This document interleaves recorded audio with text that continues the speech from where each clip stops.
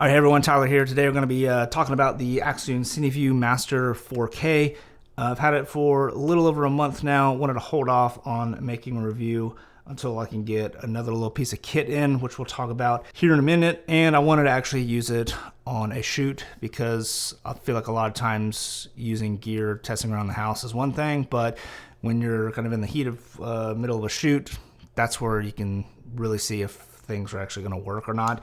And something like this, I'm willing to test on a gig because this isn't going to really stop the production. At least the shoot that I was using this on, it wouldn't have stopped the production if this didn't work. So not a big deal, but it did. It worked great. It did not malfunction. It worked great the whole time. So wanted to make this video, just kind of talk about my experience using it. This is going to be a full detailed technical explanation of everything. There are a lot of great videos that do that. This is more of just a user experience review. So if that interests you, then let's hang out and kind of nerd out about wireless video transmission systems.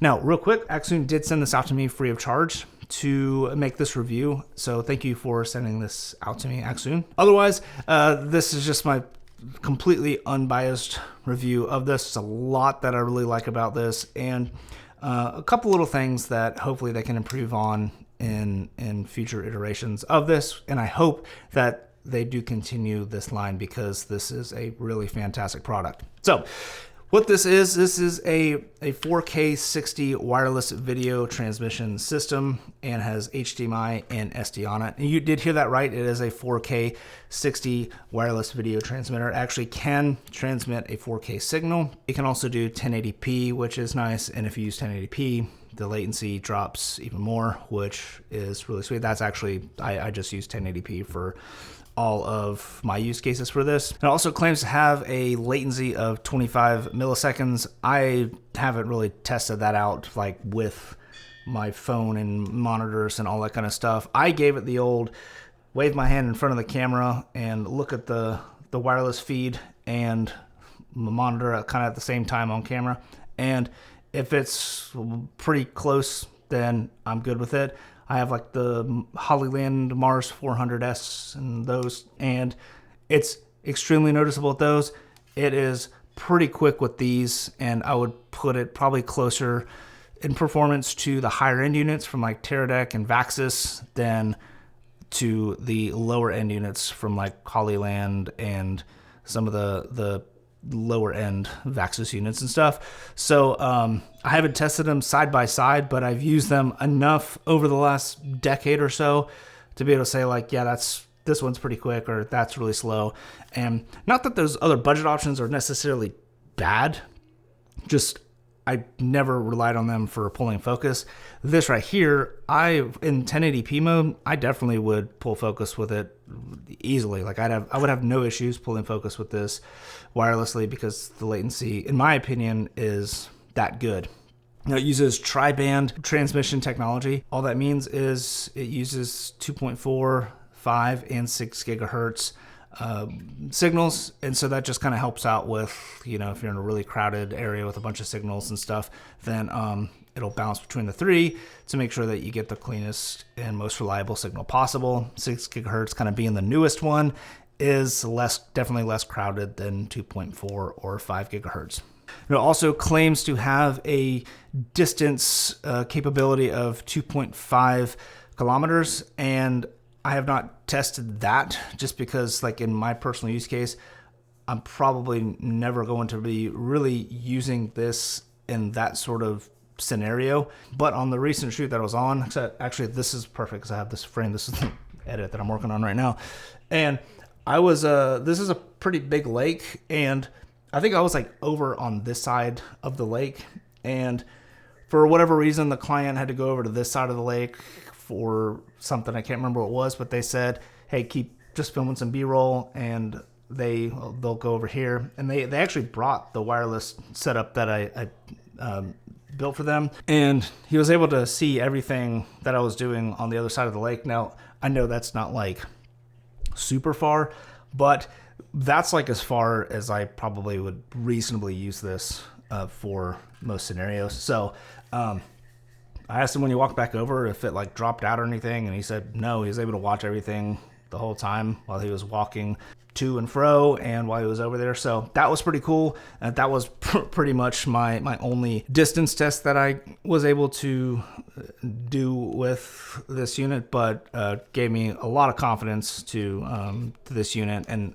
granted, it was like pretty much a clear line of sight. I was maybe walking behind some trees and stuff, but pretty clear line of sight. But that's something that was really impressive to me, and something that some of the other units that I've used in the past, like honestly, would not be able to handle. So 2.5 kilometers, I haven't tested it that far, but there have been some other reviews on YouTube that have tested it out pretty far like that, and they have gotten really good results. So I don't think the claim of 2.5 kilometers is that far out. No pun intended. With clear line of sight, I wouldn't be surprised if you could get that far on a super clear day. Now, another thing that I really like about this unit is you have a bunch of different options to actually monitor from this. So you can obviously use the receiver and plug that into a monitor. That would be like kind of traditionally how you do it, whether it's like on a big production monitor or just going handheld like I hand it over to my client. But you also have other options as well. You can do it via Wi-Fi connection to your phone. So you can actually download the Accsoon app and connect to it with a Wi-Fi signal. And that is pretty convenient if your client is watching you have a wireless feed to your client monitor, but your client needs to step aside or whatever the case may be, and there's not enough room for somebody to view something. Or if like you as like the camera operator doing an interview are on the opposite side of the camera and can't view the monitor for whatever reason, depending on how it's rigged out, you can just open the app and wirelessly monitor that way. If you're close to the camera or close to the transmitter, there's actually a USB-C port on it, and you can connect to your phone that way, and it actually charges your phone at the same time. Or iPad, I guess, if you wanted to use an iPad, but I think using a phone is pretty nifty, and it's easy to mount a phone pretty much anywhere. So, I mean, I've been on a number of different interviews where I'm filming interviews, I'm kind of doing the production, but the producer or even the client wants to conduct the interview off camera so that they can have a more natural conversation with somebody that they know instead of the camera guy that they don't know.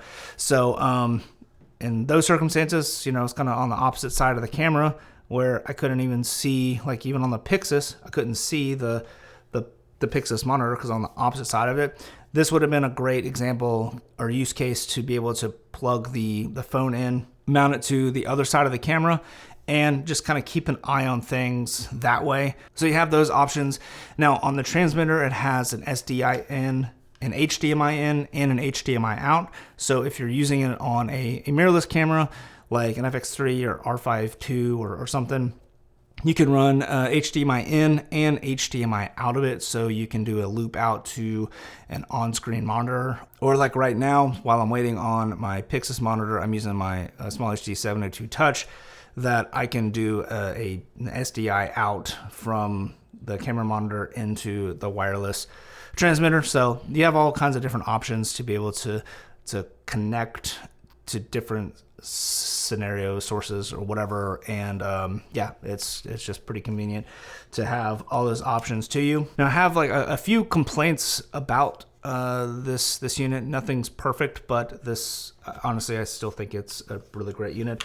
The first one was rigging this and mounting this. I just say it's like a pretty big unit, and at first, like when I was like, yeah, send this out, that sounds great, we'll take a look at it. I was like, this is like, it's cool, like everything's great about it, but like I almost didn't want to use it because rigging it was just kind of a pain. It was just kind of bulky no matter where it was. That was until I saw on their website. I guess I didn't do enough research when I was talking to them initially, but they had this right here. This was basically a V-mount caddy. So it's got a V-mount pass-through. It's got pass-through right here and then here. And so what that does is it allows you to mount the transmitter or receiver it has the DC connection right here, and then power it with the V-mount here, and then it powers the unit on, and it passes power through the plate to your V-mount plate or your built-in V-mount on your camera. So that kind of gives you the ability to not only power it, but also give you a nice clean rigging to it. So I like this thing so much. I actually went out and bought a second one of these, because if I'm using this on like my OC production monitor, the Megamon, I think is what it is, it has a V-mount adapter there, and this just makes it for a much cleaner and easier to rig solution to power both the monitor and the receiver at the same time. Whereas on the camera side of things, on the transmitter, again, it's super clean. There's not a bunch of clunky magic arms and all that stuff. So to me, it's just like super clean. It stays on the back of the camera. And that honestly like solved one of my biggest problems with this unit here. Now, I have two other minor issues.